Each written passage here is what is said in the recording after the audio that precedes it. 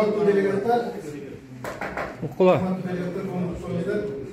мен Көчөрбаев Замирбек, 15 жылдан бeri Курултайда 2013 жылдан бeri жүрөм. Коомдук башталышта иштерди аракеттенип.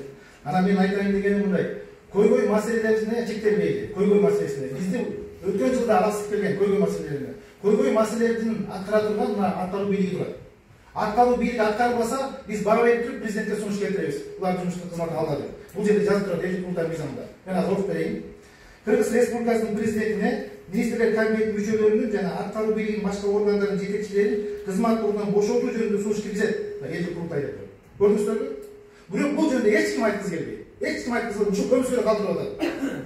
Анан дагы эгерде мени бүгүн шайлап берсеңиздер, улуттук кеңешке барып калсам, мен эң биринчи көтөрүп турган маселем регламент. Регламентти бир жума мурун элге жеткизиш керек. Ал бышып жетилиш керек. Бул биринчи маселе. Экинчи, жазып койгон мыйзам долбоорум бар. Мыйзам долбоору жазылган мына. Буга чейин билесиздер, Аксакалдар кеңеши өткөн жылы иш жакшы болгондо мен жетекчиликти колума алып, Талас облусунун курултайын, Нарын облусунун курултайын, Ысык-Көл, Жалал Абад облусунун курултайынан өткүзүп, ушул долбоорго сунуш пикирлерди элден чогултуп алган. Бул жерде так жазылып турат. 200 делегат 3 жылга шайланышы керек. Азыр байкем көтөрүлдү. 3 жылга шайланышы керек. Анан башка нерселер бар. Кааласаңыздар мен биздин өзүбүздүн группага салам. Таанышыңыздар дагы өзүңөрдүн сунуш пикир нерселерди айтсаңыздар болот. Экинчи, улуттук кеңеш 16 декабрда атат. Бир гана төрагасы иш алып барат экен. Төрага шайланганга мүмкүнчүлүктөр барбы арабызда? Ушул жөнүндө да ойлонуңуздар. Анан кийин үчүнчү, катчылык маселеси. Элдик курултай болуп атса, анан ошолдун элдин арасынан, делегаттардын арасынан катчылык алып келбей, бүгүн президент администрациясынан атайын баягы катыраак айтканда куда сүйөк, таныш ишин алып келип коюп атат. Уят да бул нерсечи. Элге бербейли ушул нерсени. Ушул нерсе иштесинчи элге. Анан кийин дагы нерсе айтып кетем, урматтуу жаман көргөнсүздөр, мен сиздер жөнүндө катуу айтып бербейт, бирок экстер сиздер иштедиңиздер. Буга чейин иш алып баргансыздар. Мамлекеттик кызматта, ушул губернаторлук кызматка чейин жеткенсиздер.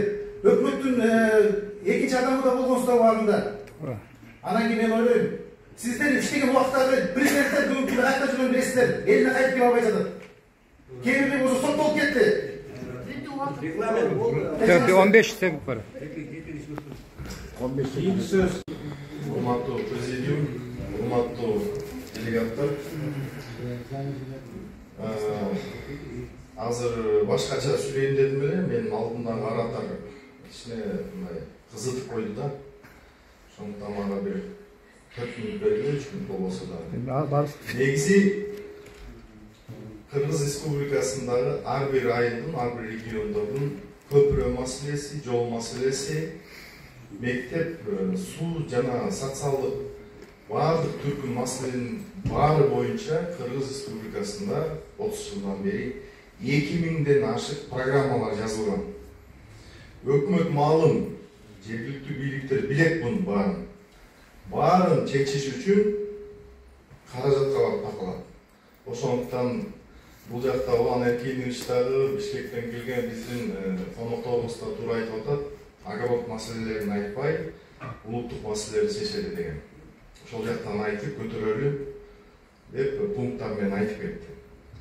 Бул кенеке бул жакта эмне кылып жүрөт деген суроолорго мен жооп бере коеюн. Биринчиден, менин ордумдагы көп саясатчылар мондай иштерге бара албайт. Өзүнүн характери менен, эл менен болгон мамилелери менен, жана башка нерсе менен духу да жетпейт, келбейт дагы, элден шайланып чыкпайт. Природасы башка, мен жаман айтып келбейт ал кишилер жөнүндө.